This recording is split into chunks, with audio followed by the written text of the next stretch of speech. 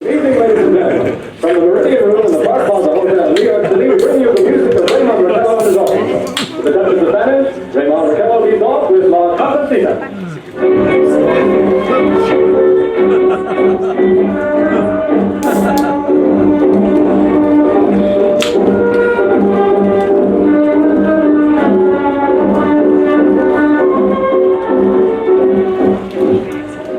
Ladies and gentlemen, we interrupt our program of dance music to bring you a special bulletin from the Intercontinental Radio News. At 20 minutes before 8 Central Time, Professor Farrell of the Mount Jennings Observatory, Chicago, Illinois, reports observing several explosions of incandescent gas occurring at regular intervals on the planet Mars. The spectroscope indicates the gas to be hydrogen and moving toward the Earth with enormous velocity. Professor Pearson of the observatory at Princeton confirms Farrell's observations and describes the phenomenon as, quote, like a jet of blue flame shot from the sun, unquote. Now returning to the music of Raymond Raquel, playing for you the Meridian Room of Park Plaza.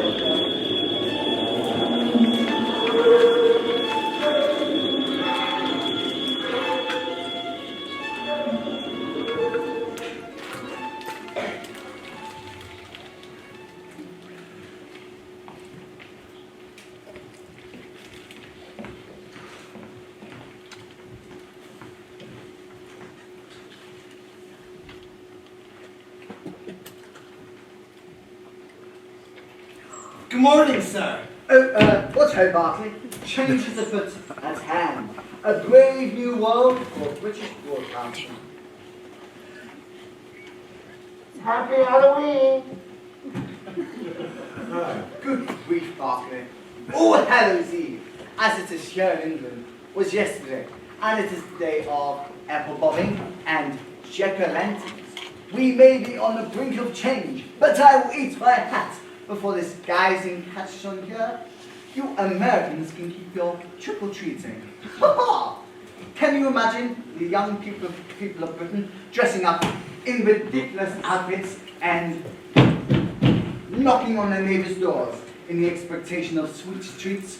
You mark my words, it will never catch on here. You wouldn't see us being dragged into such tomfoolery. And for another thing, the listening public of Britain wouldn't be fooled by a spoof alien invasion at the hands of Mr. Wells, such as your Yanks were last night. You heard about that, Haig? Fascinating. Good morning. Good morning, Miss Martin. Hey, Laurel. Miss Martin. Good morning, Skip. No, we have been blessed with a more discerning audience. One wouldn't dream of being hoodwinked by such a hoax.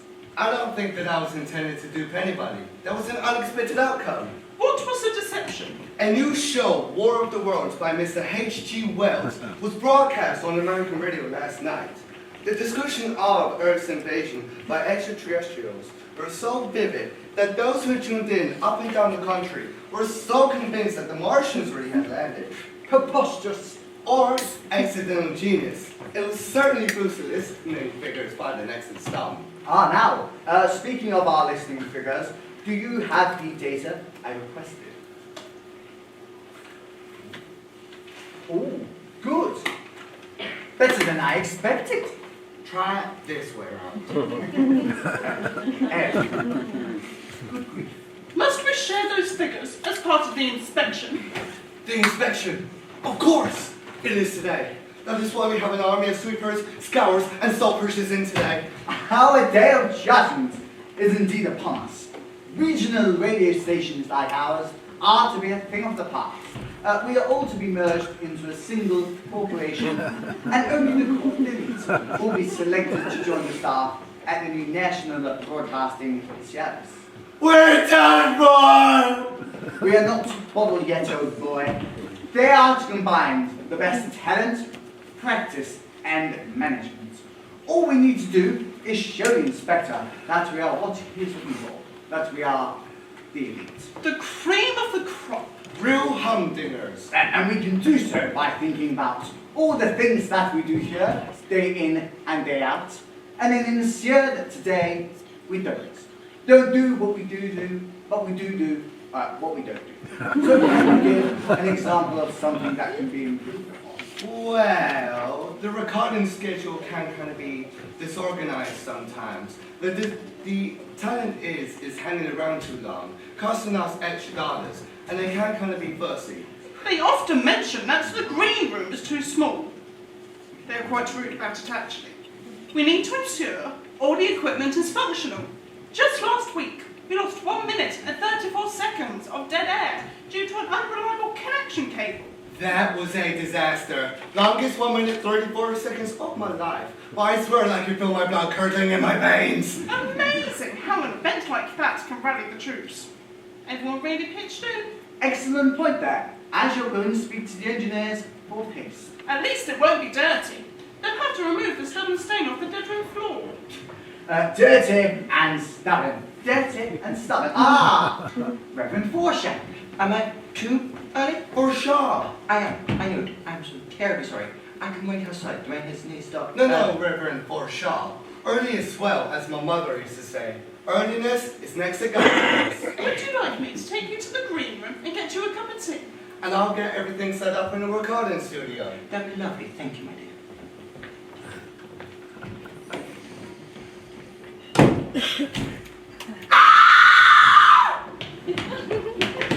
Laura, are you okay? Miss Martin, what on earth has happened? What on earthly creature has visited our gracious earth? A beast, a brute, a savage from space, an extraterrestrial trespasser? Here?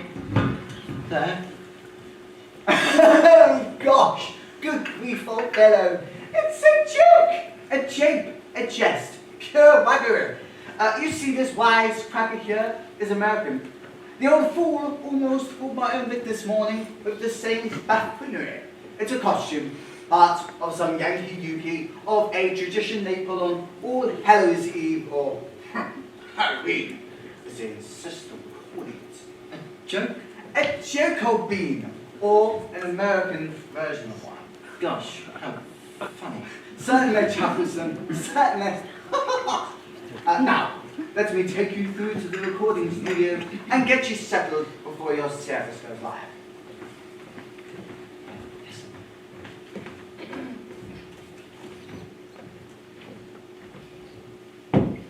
Laura, I swear I was in the bedroom and I was...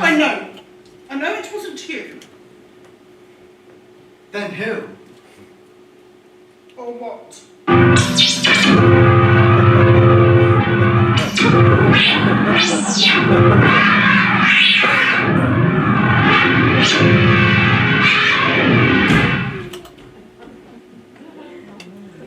Well, I'll be... Quite.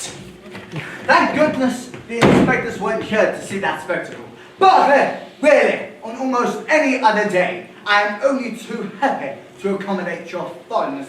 But today of all days, the presentation of such patriotic pageantry beggars belief. Oh, Miss Martin, you excuse my foul language, but I find myself irked, rankled, piqued. Mr. Bentley, I think there is something you need to see.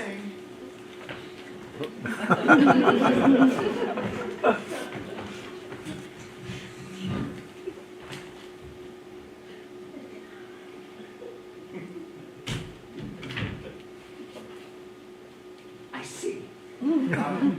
Gosh, I'm lost for words. There is just quite the thing for 9:52 a.m. on a Tuesday morning. 9:52! Our service goes live in 8 minutes, and the inspectors could arrive at any time after that. And we have a little green man in the little green room. What are we gonna do? This is your studio, stop out! Why do you sort this out? No, you are! Our first duty has to be our safety. Our safety and that of everybody else. Ha ha! First and foremost, we must ensure the safety of the nation. I will take immediate action. Bartlett! Lock down the studio. Immediately, man. Take these. Nobody can leave, and absolutely nobody can come in. Nobody out. We don't know who can see that being. There is more than one. They could be shapeshifters, disguised as a normal human body. Nobody out. Mr. Bentley, what about the staff who are already here? Miss Martin, we must consider what to do about the staff. Barker! We need to brief them, keep them safe. Barclay, round up the staff. We need to keep ourselves safe. Mr. Bentley, we can't go on air. We need to cancel today's broadcast and cancel the inspection. Nobody out, nobody in. Nobody out, nobody in. Nobody out, nobody in. Nobody out, nobody in. Inspector. Gosh, what an utter delight to be of your acquaintance. It is my pleasure to welcome you to our humble broadcasting house. I am the studio manager, though you probably already saw the signs. You can call me Mr. Bentley and Glenister Thornbridge.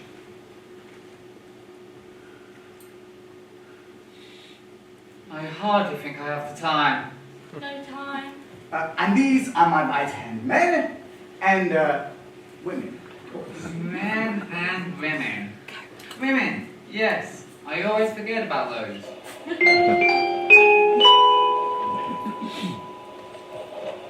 Good morning, listeners, and welcome to your daily service. As the Bible says, love your neighbor as yourself. Mark chapter 12, verse 31. There is no commandment greater than this. Take a literal second of silence to contemplate. Right, enough of that. Inspector, sir, may I insist we start with a tour of the building while my chaps here and chappesses put the final few finishing touches to today's broadcasting plan and deal with any last minute gremlins. This humble morning, I was accepting another offering of Miss Megan's raspberry and nut truffles in turn for a selection of my Wensleydale slices at the vicarage door. What are we gonna do? We're on air and we're locked down.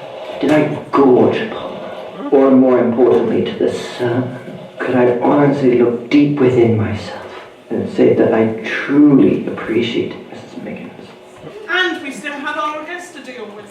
The inspector, I know. Mr. Bentley can't keep the building talk going on all day, but no tenant can get in. We have a whole day without an actor, a presenter, a Foley artist, a singer, a band. We have no one! Perhaps my loving arms that will not stretch far, and perhaps more importantly, wide enough.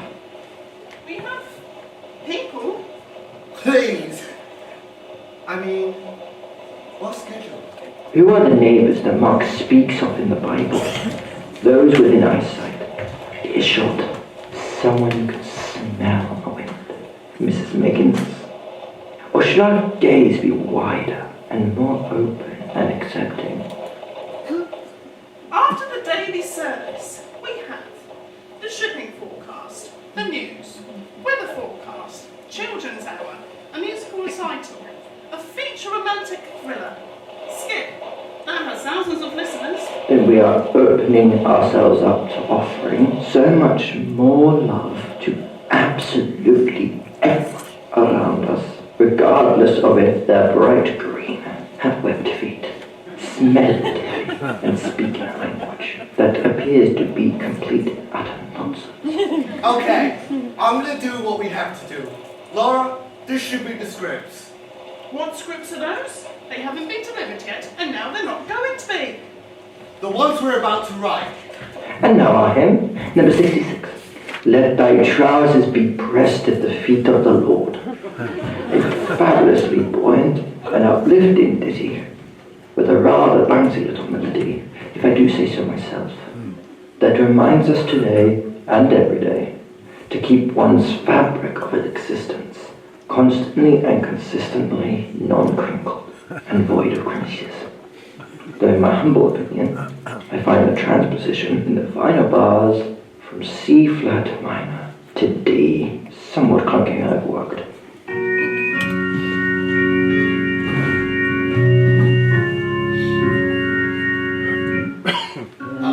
Father, we trust in thy plan, though we may not understand, still we pray to thee on bending knee, for we long to sit on your right hand.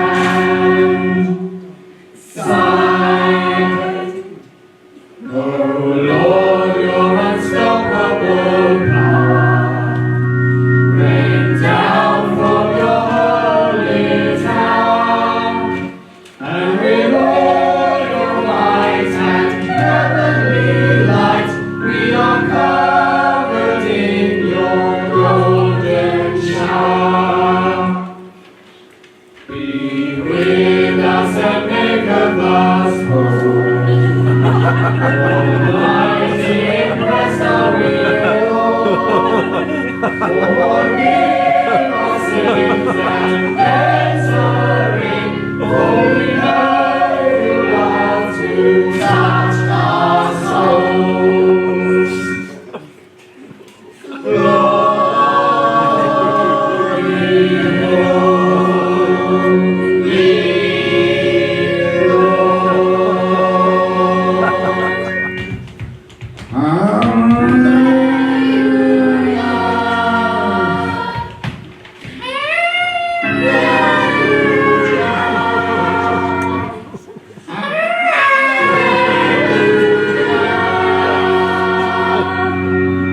Finally, all of you, be like-minded, be sympathetic, love one another, be compassionate, and humble. The inspector is coming right this way. The news! Quickly!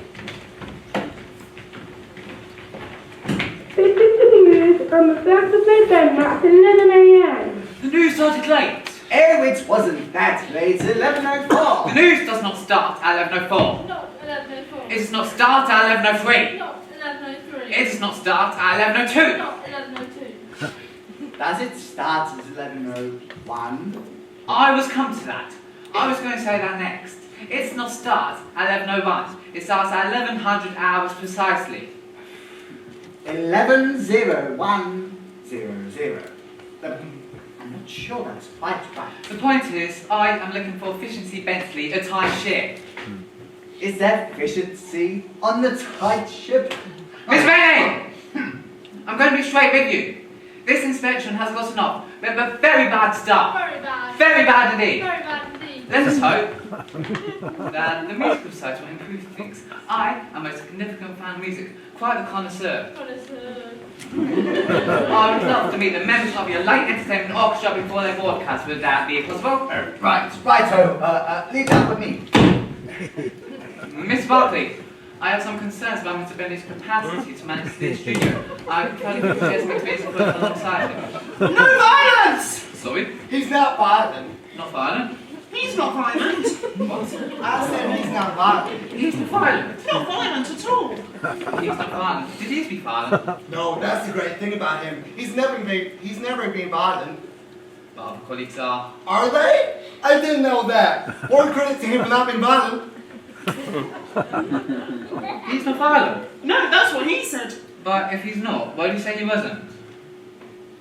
You've answered your own question, haven't you? Something is going on here. Something unusual. Unusual. Something is being kept from me. But listen up, everything you tell me is in complete confidence. Complete confidence. We appreciate it. And when he says appreciate, he doesn't mean appreciate. He means we understand. And everything we tell Mr. Bentley is in complete confidence. As indeed, everything you tell us is in complete confidence. And whatever Mr. Bentley tells us is in complete confidence. So, So, in complete confidence, we are confident that you will appreciate that for us to keep Mr. Bentley's confidence, compensations must be confidential. Did we get that right? Some of them were certainly familiar. I am now delighted to introduce the Lights Entertainment Orchestra with their rendition of the Call Me Baby Baby. Miss Bentley, these are the same men and women that I saw cleaning the studio when I arrived. Tell me, sir, have you made an orchestra of cleaners, or do you make the orchestra clean? I know what you're going to say. Just the sort of efficiency you are after, yes? Excuse me?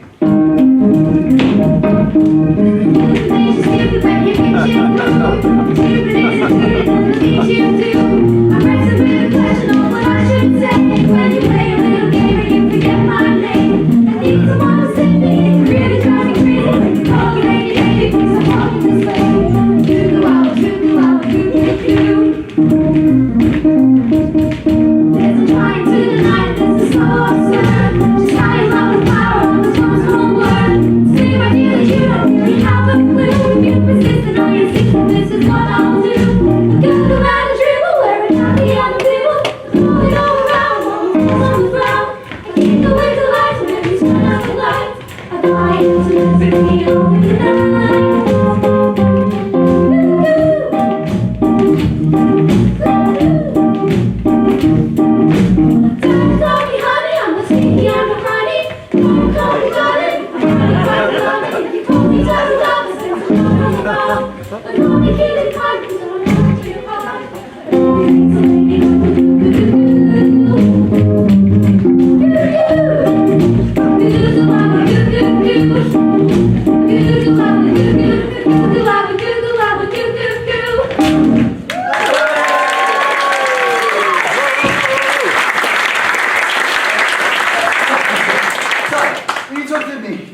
Sorry. My ears are good for my age, but I have to sort of point them. I mean, not like a horse. I mean, like a wireless. Once I know somebody's talking to me, then I've got you, then I'm absolutely fine. You know what I mean? You probably don't, do you? You probably have ears like a bloodhound. I don't mean floppy, I just mean very good. No, that's nose, isn't it? Nose like a bloodhound, ears like a... What is it, ears? All I meant was, bat! Ears like a bat, nose like a bloodhound, eyes like a hawk, mouth like a... What is it for mouth? I suppose you don't need one, do you? Drink like a fish? No.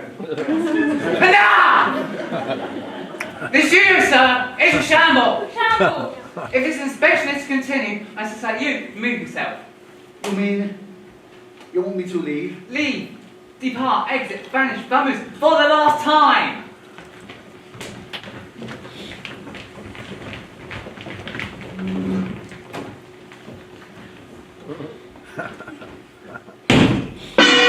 Invasion at dawn!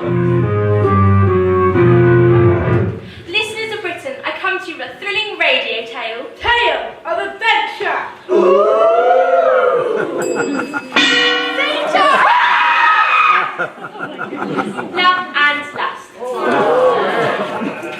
All this and more in a gripping yarn of Invasion at dawn! a spate of mysterious attacks leave an RAF squadron all that stand between Britain and a ghastly invasion. Listeners, prepare yourself! Up and down the country, members of the public have reported a series of mysterious sightings. This daily daybreak drama determined that the very finest RAF pilots from across the nation are assembled as a elite response team. And this is where our story starts, at a top-secret Royal Air Force base, where the squadron leader has just been handed a piece of paper, which when he unrolled, it was... A map! It was also a map before he unrolled it. We didn't know that yet. We have had reports of this and other mysterious sightings. This map logs all the sightings so far and has provided us with a pattern that pinpoints where we believe the next sightings will take place. Men, we fly at dawn. In the early hours of the following morning, the plucky young men readied themselves for whatever was going to greet them at dawn. Meanwhile, Dawn readied herself to greet the plucky young men as they were about to leave. She opened the door to the mess. But before she could clean it up, she was approached by Officer Ross, the squadron's best pilot. Officer Ross, before you go, I just wanted to say, take care. Darling, I'm the squadron's best pilot. You don't need to worry about me. Dawn held his lip. I love you, she said with her eyes. I love you. And then with her mouth. I love you, madly, darling.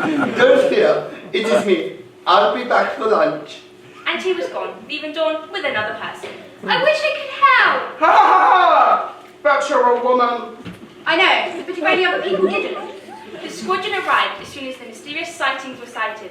As they approached the coordinates, the leading plane immediately disappeared into thin air. The plane piloted by Officer Ross was nowhere to be seen, and no remains were recovered. Understanding the threat, the mission was aborted, and the squadrons returned to base. You must be really sad now that Officer Ross is dead. I'm surprised and shocked and also very sad and confused and really wish I could help. But you're still a woman. Flying a plane is very important to me. And you also have an important, although non-specific role here at the base. I find myself in a dilemma. I'm torn between my desire to help the squadron and fulfill my lifelong dream to fly a plane and the fact that I am a woman. Yes, I thought those are the things you were torn between. Yes, you're right. I should fulfill my dream to fly a plane and help the squadron. Hang on. The squadron leader is going to speak. Officer Ross was our very best officer, and his loss will be felt keenly.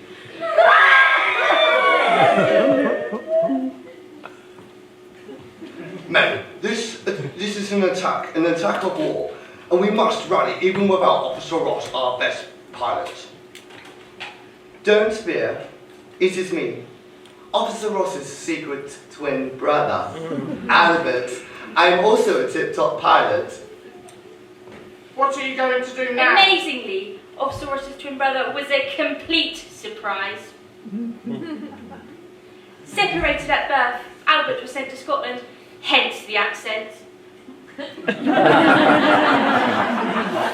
Okay, chaps. Men, you are all that stands between Britain and the Darcy invasion. We'd like dawn again. What are you going to do now? Oh, my feelings are so confused and interesting. I thought I was going to have a chance to fly a plane, but now also Ross is identical to him brother from Scotland is here, and I don't need to. And also I have confusing feelings about him, because I didn't know what his identical to him brother from England, who has now disappeared. Maybe I should become a nun. No, I think that would be a false resolution. Yes. Okay, I won't do that. Maybe instead, you should talk to Officer Ross, the one that is the brother of the other Officer Ross. Talk to him? That's the last thing I want to do. Although, thinking this over, perhaps you're right. I will. Dawn headed back into the mess. Can I get you a drink? You? Get me a drink? That's hardly what I expected. It's been rather a day for surprises. Well, I certainly am not. Ha ha ha! How funny! Even at the peak of this dramatic stress, there is still time for laughter. Officer Ross, Albert, before you go, take care. Have no fear that I am the best pilot we have. And he was gone. We interrupt the broadcast. To be continued. We interrupt the broadcast.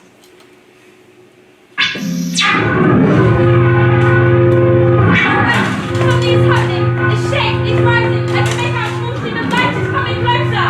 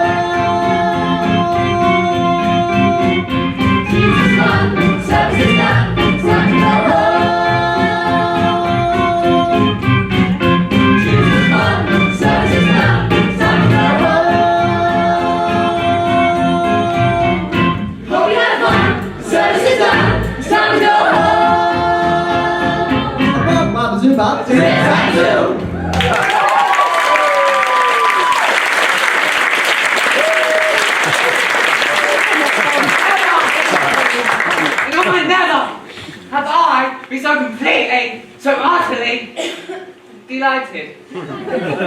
I've been proven entirely wrong. I was ready to go with a lot of you, but the dedication to pure artistry that I've just witnessed, the commitment, outstanding. I'm happy to say that this broadcast house has passed its inspection. Just waiting for a time of this call. Just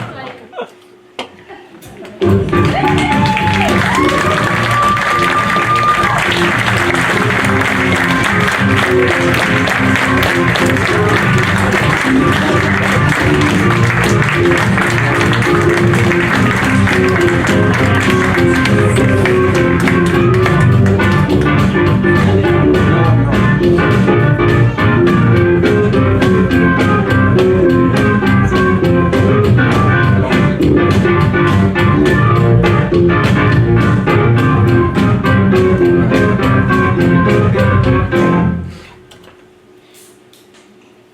Good morning.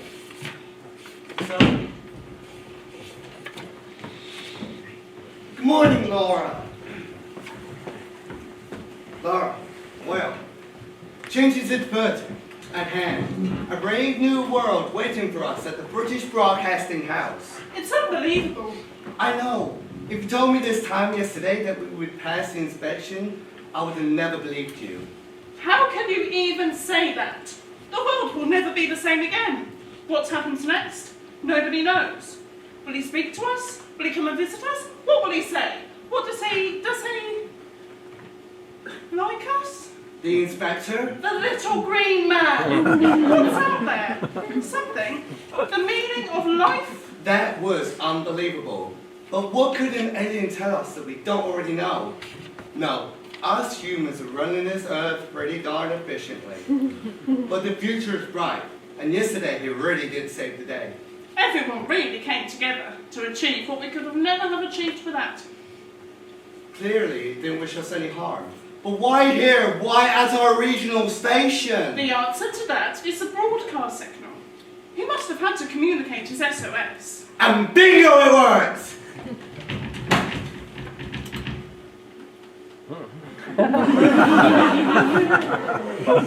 Everyone is starting to pack up as they're coming with us. Well, not quite everyone. No, not quite everyone. And now we need to persuade them that Mr. Bentley can come to the broadcasting house with us. Laura, I swear I tried my best, but despite the inspection being the most glowing of all regional stations, the inspector's summary of Mr. Bentley's future employment is impossible. He painted him something of a monster. It's not fair. It would take something out of this world to change their minds.